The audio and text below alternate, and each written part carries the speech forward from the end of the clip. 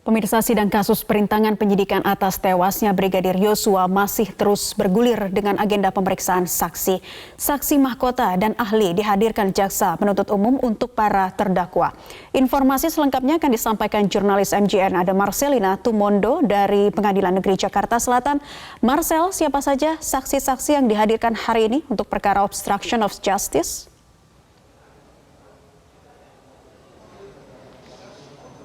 Ya, Naila, untuk hari ini terkait dengan sidang perkara dugaan perintangan penyidikan atas tewasnya Brigadir Yosua atau obstruction of justice yang masih berlangsung di Pengadilan Negeri Jakarta Selatan adalah untuk terdakwa Cuk Baikuni dan maksud kami Cuk Putranto dan Baikuni Wibowo. Kedua terdakwa ini mendengarkan kesaksian dari saksi mahkota yang saat ini tengah memberikan keterangan adalah atas nama Arif Rahman Arifin. Dan sebelumnya Cuk Putranto serta Baikuni Wibowo ini sudah mendengarkan kesaksian dari terdakwa Irfan Widianto. Sidang masih berlangsung dan nantinya kalau sesuai dengan agenda setelah persidangan yang di belakang saya ini selesai digelar, nantinya untuk terdakwa Baikuni Wibowo akan juga mendengarkan keterangan dari saksi mahkota yakni Ferdi Sambo. Sementara untuk terdakwa Cuk Putranto dijadwalkan akan mendengarkan keterangan dari ahli ITE atas nama Roni dan juga ahli Puslap 4 atas nama Heri Prianto.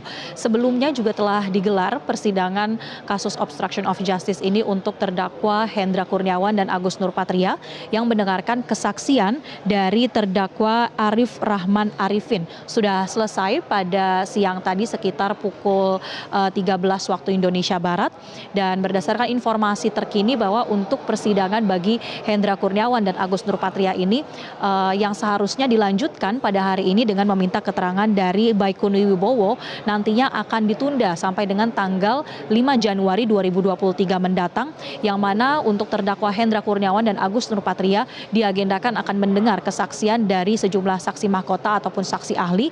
Di antaranya yang sudah dijadwalkan tadi menurut Ketua Majelis Hakim Ahmad Suhel adalah untuk saksi dari Baikuni Wibowo, kemudian saksi Ferdi Sambo, dan juga ada beberapa saksi mahkota lainnya.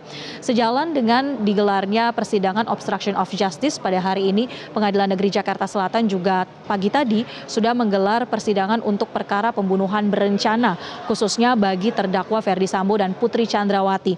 Hari ini mereka mendengarkan keterangan dari ahli atau saksi yang meringankan yang dihadirkan oleh pihak penasehat hukum. Tadi sudah digelar dari pagi sampai dengan sekitar pukul 12 waktu Indonesia Barat. Tentunya persidangan dan juga tahapan pembuktian ini masih akan terus berlangsung meskipun sudah berjalan selama lebih dari 2 bulan, tetapi kemudian tahapan demi tahapannya ini dari pihak majelis hakim masih terus menantikan keterangan-keterangan dan juga bukti-bukti untuk bisa menentukan putusan bagi setiap terdakwa. Naila. Ya, Marcel, dengan dimintanya keterangan saksi-saksi, fakta, dan juga para ahli sejauh ini, apakah mulai ada titik terang terkait ada atau tidaknya upaya menghilangkan barang bukti yang merintangi penyidikan kasus pembunuhan Yosua?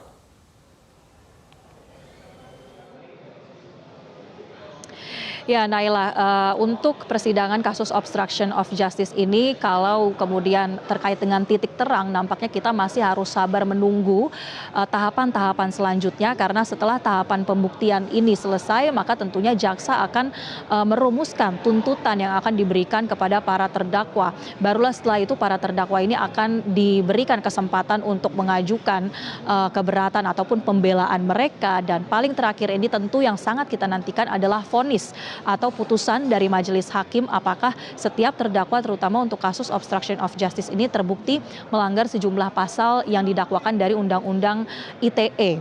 Dan kemudian kalau kita perhatikan dari persidangan-persidangan sebelumnya, dari setiap terdakwa ini sudah beberapa diantaranya saling bersaksi untuk terdakwa lainnya.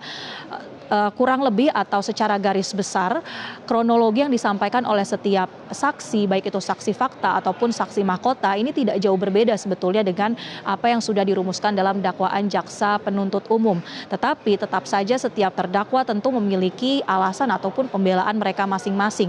Misalnya saja yang sampai saat ini masih menjadi perdebatan adalah terkait dengan penerimaan perintah untuk mengambil DVR CCTV yang berada di Komplek Polri Duren 3. Kalau kita simak di di beberapa persidangan sebelumnya, misalnya untuk terdakwa Irfan Widianto, ia mengaku menerima perintah dari terdakwa Agus Nurpatria untuk mengambil dan mengamankan CCTV.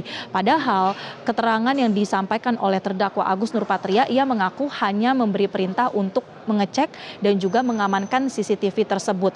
Ada perbedaan keterangan ataupun perbedaan cara para terdakwa ini untuk menerjemahkan apa perintah dari mengamankan CCTV itu.